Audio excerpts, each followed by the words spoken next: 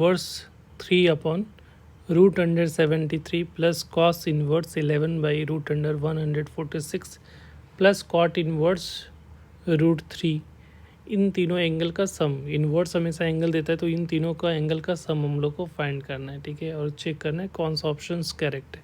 तो ये तो क्लियरली दिख रहा है कि ये जो वैल्यू होती है वो किसकी वैल्यू होती है, पाई बाई 6 की 30 डिग्री पे कॉट 30 डिग्री की वैल्यू रूट 3 होती है, तो ये डायरेक्ट लिखती है। ये तो नोन है, ये दोनों अननोन है।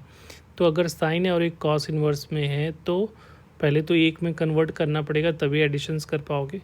तो सबसे इजी है कि आप टेन में कन्वर्ट कर लो, ठीक है।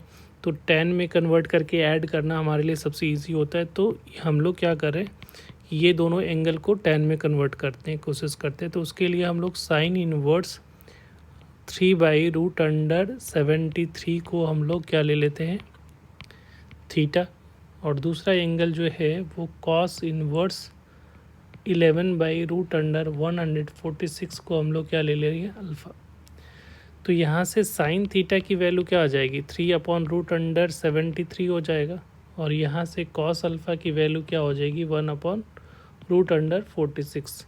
तो यहाँ से हम लोग ट्रायंगल रूल को फॉलो कर लेते हैं। तो ये एंगल को थीटा मानोगे तो ये जो होता है sine theta perpendicular by hypotenuse, hypotenuse में हो जाएगा रूट अंडर 73 और ये 3। तो यहाँ से पाइथागोरस थ्योरम से सॉल्व करोगे तो 73 का स्क्वायर माइनस 9 क्या, तो 64, और उसका रूट करोगे तो पॉजिटिव वैल्यू लोगे तो ये 8 आना चाहिए, तो ये 8 आ गया। तो यहाँ से टेन में कन्वर्ट करने के लिए तब tan theta is equal to क्या हो जाएगा, परपेंडिकुलर बाई बेस होता है तो 3/8 हो जाएगा। तो यहाँ से थीटा की वैल्यू जो होगी वो टेन इनवर्स 3/8 हो गया।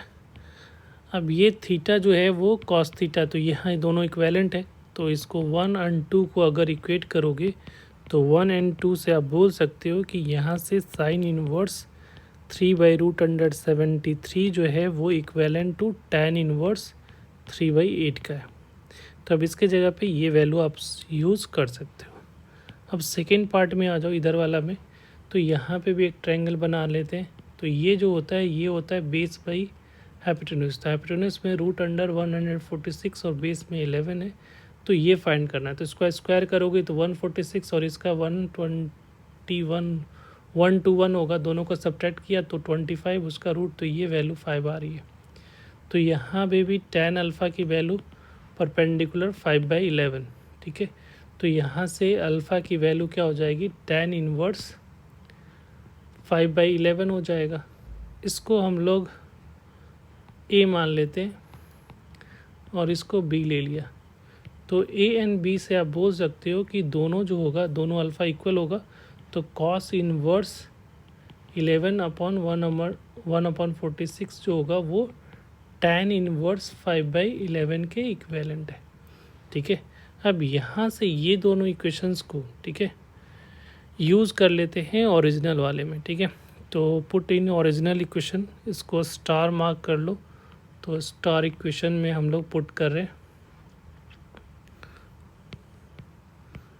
Put in star equation. तो पुट कर लिया।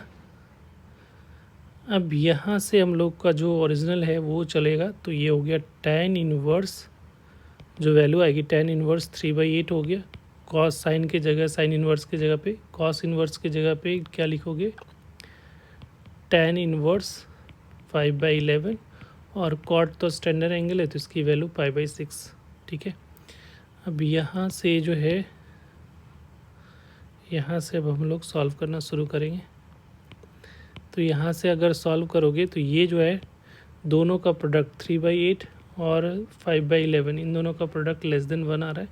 तो डायरेक्ट टेन इनवर्स वाला जो फार्मूला होगा, पाई ऐड करने की ज़रूरत नहीं है, पॉजिटिव है। तो यहाँ पे 3/8 plus 5/11 divided by 1 minus 3/8 into 5/11, right, plus π/6।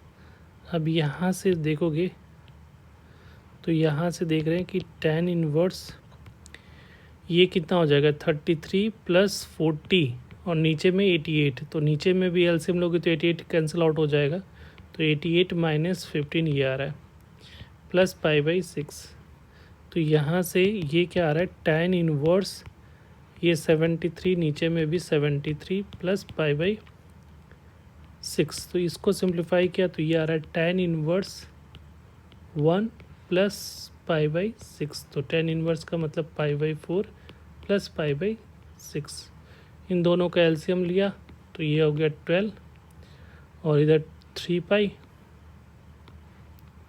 और इधर 2 पाई, तो ये आ गया 5 पाई बाई 12।